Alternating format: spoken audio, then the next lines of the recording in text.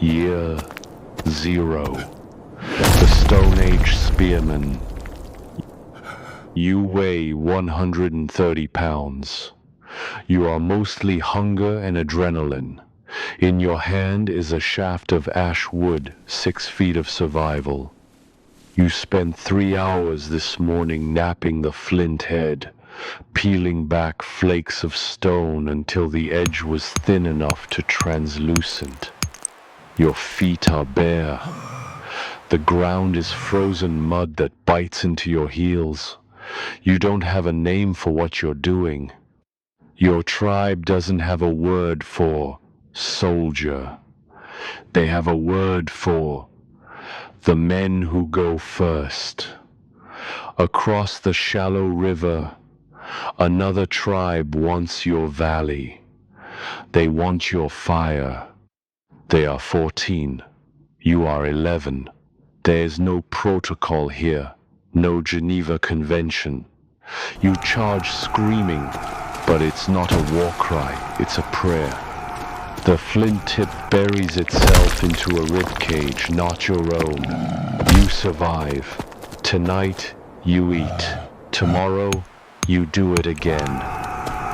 This is the birth of the soldier. This is Year 0. The Bronze Age warrior, 1300 BCE. The world is bright, and it is brutal.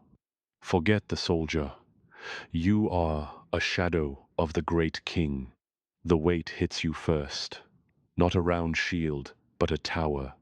A massive wall of oxhide and hammered bronze, stretching from your throat to your shins. It doesn't just sit on your arm, the leather strap bites into your neck, dragging at your spine, anchoring you to the earth. In your hand, it's not iron.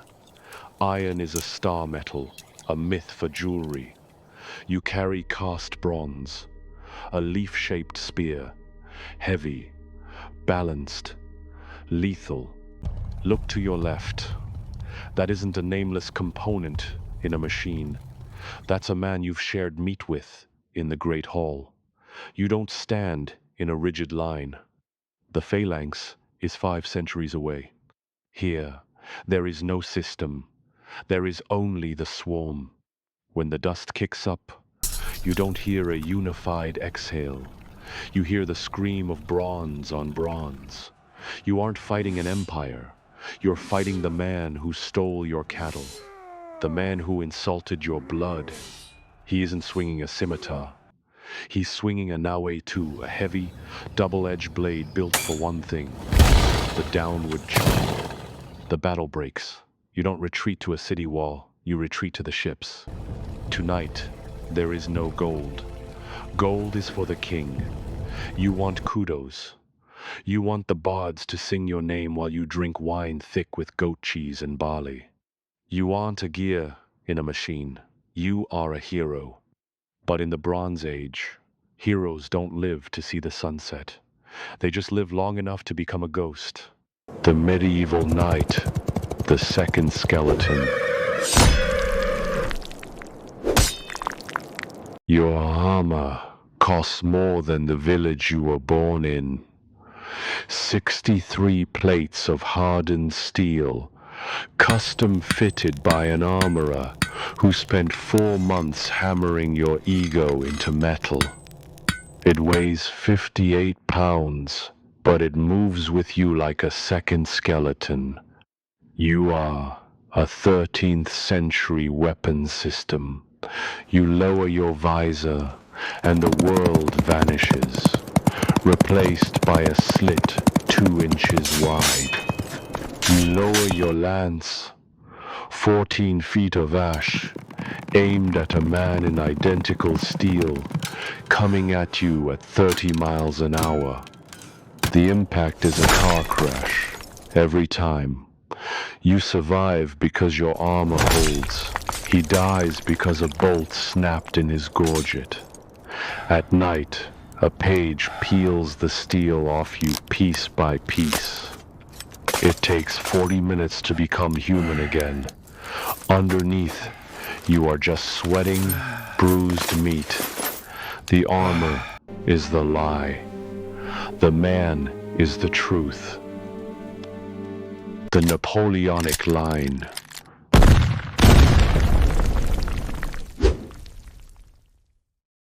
Your world is now the Charleville Model 1777 4 pounds of iron and walnut. It's accurate to 50 meters, provided the wind is still and your heart is calm. Your heart is not calm.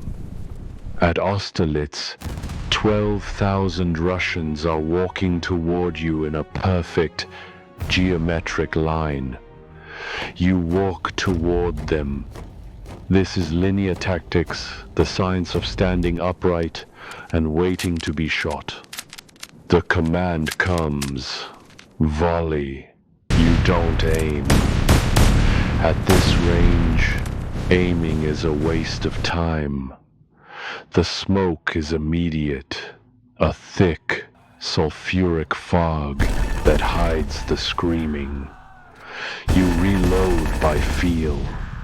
Tear the paper. Pour the grain. Ram the bowl.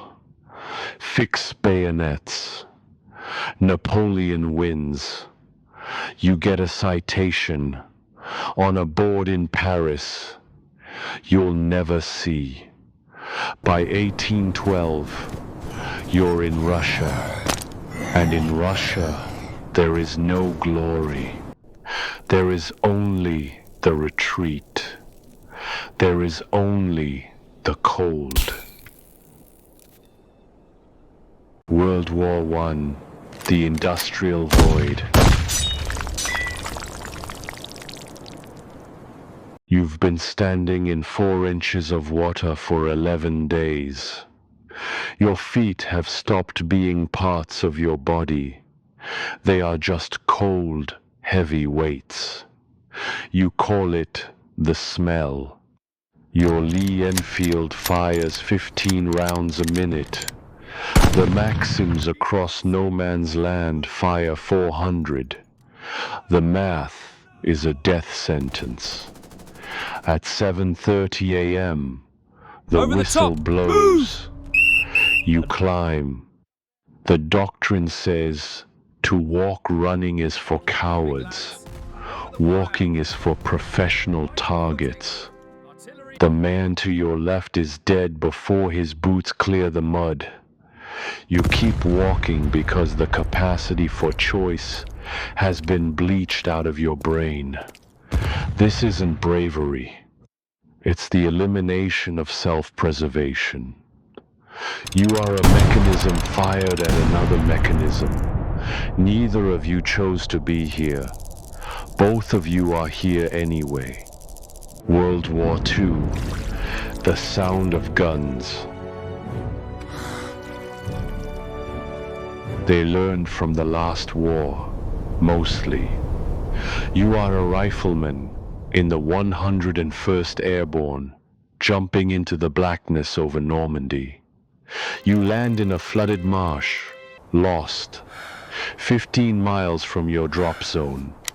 You have an M1 Garand and a metal cricket to tell friend from foe. Click once, wait for 2. If you hear a rifle bolt, you're dead. This is the ancient, fundamental nature of the infantryman. Move toward the sound of guns. By December, you're in Bastogne. Temperatures at -20.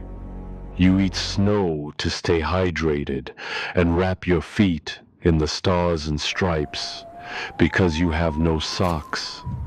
You go home in 1945. You get a job in a factory. You never talk about it. Modern special ops. The reaction. You are 82 pounds of peak human performance. Night vision, suppressor. A plate carrier that can eat a 7.62 round and ask for more. It's 3 a.m. in Kandahar. You enter the room 4 seconds after the door disappears. 2 seconds later, it's over.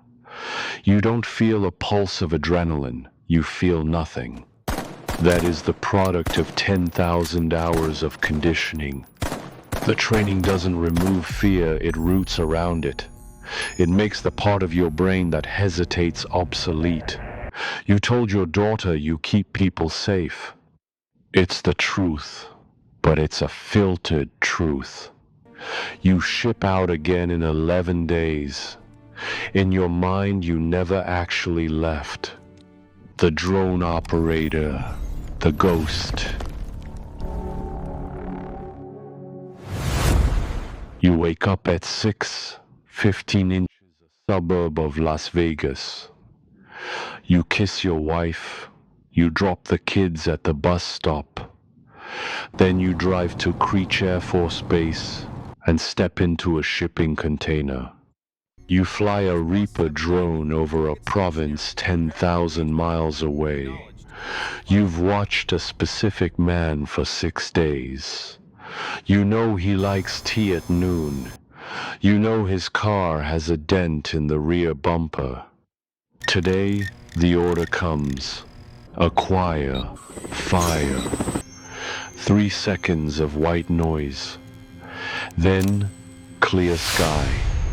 At 3:30, you pick up the kids. Your daughter lost a tooth. You celebrate with spaghetti. But at 9 p.m., when the lights go out, the screen blooms white again behind your eyes. There is no word for this. To be the safest combatant in human history and the most exposed,